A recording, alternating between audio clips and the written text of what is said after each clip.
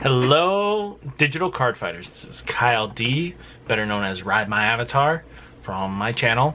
It's bringing you something that's been on my mind for a while, and I think it's really important because with this game we have 3 roads, maybe possibly 4, but I'm going to count road 3 and 4 kind of combined.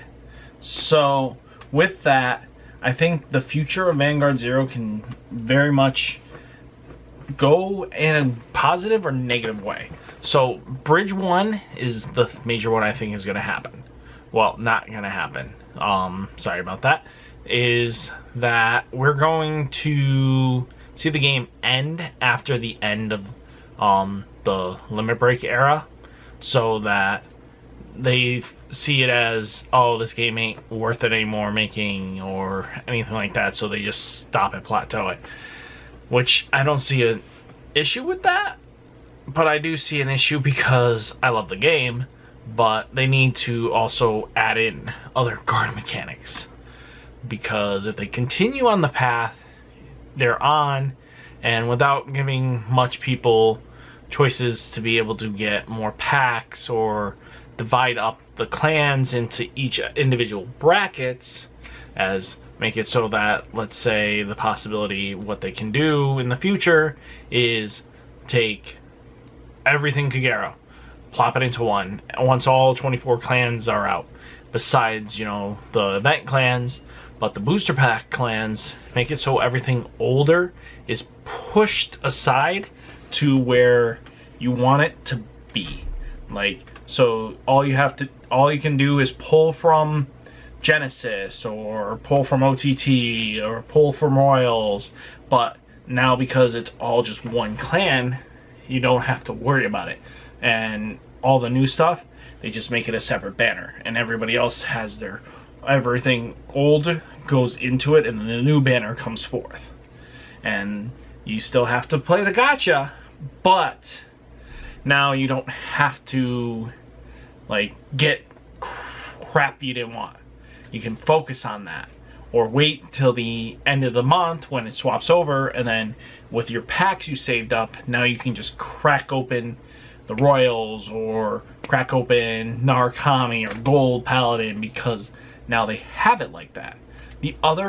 Here's now what I think option 2 and 3 is gonna be.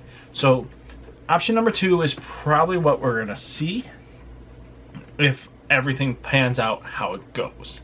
So if the game continues its path and continues forwards and doesn't have hiccups left and right and loses its, you know, magic that it has on people, or that the TCG, just when the shops finally open up after COVID is over with, I know that's big no-no, but I'm sorry, that once this is over with and everybody can go back playing cards, the game might teeter off and start dipping down on players. So you never know with that. So, but here is what's gonna possibly happen, is that if continuing the path right, is that they're going to end up going into Legion era and going into Stride era. That might seem a little too much in my opinion for this game to handle, but again, cell phone games, you can do a lot.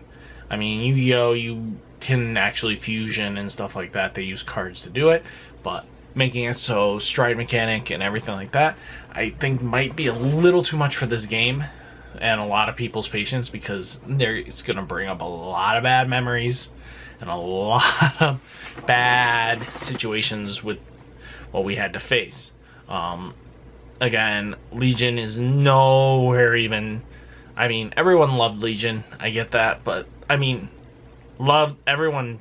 majority love Legion, but I think Legion's a little bit overpowered for even for this game because of the multitude of restanders they get. So with that, I think we might be holding off on that. And the third option, which slash fourth, is that the third option is we're going to stick with Limit Break further on than we normally are.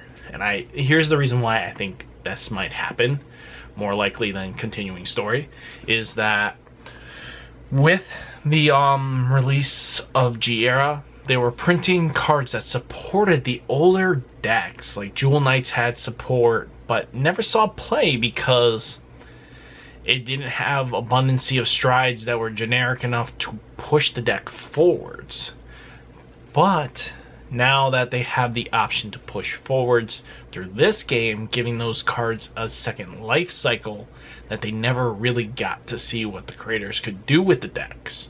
Now we can, you know, not many decks get this opportunity. And again, we're close at the end where they only need to release Genesis and Link Joker into the game, as well as having like a clan event for Gear Chronicle if they do Gear Chronicle until they reach Stride. But I mean, a lot of people are waiting for that, so I wouldn't be surprised if we see like a Ripple in Time event, all of a sudden, boom, Gear Chronicle. But not like Stride Gear Chronicle. It's basic Gear Chronicle. Like, it's something that they take that was built around everything. And I mean, so Chronojet doesn't have his Stride ability, but they give him a new ability or something along those lines. So it would be pretty cool to see that, and I wouldn't be surprised if that happens. And the other thing I think is part of this is that we'll stick with Limit Break. We're not going to devolve from it. We're going to actually continue into Limit Break and stay permanently with Limit Break. And they'll make new cards to compensate for that, which is really awesome, I think, if they could do this, and it would bring this game into its own. But the major thing I think they need to fix, if they're going to continue this game, is another way to guard, because you have too many things that can just change the state of game and shut off half of one or the other. And then you're like, well, I lost because half of this just went off the window. So with that, guys, I hope you guys like this kind of informational video and what my thought and opinions was. So I will catch you in the next one.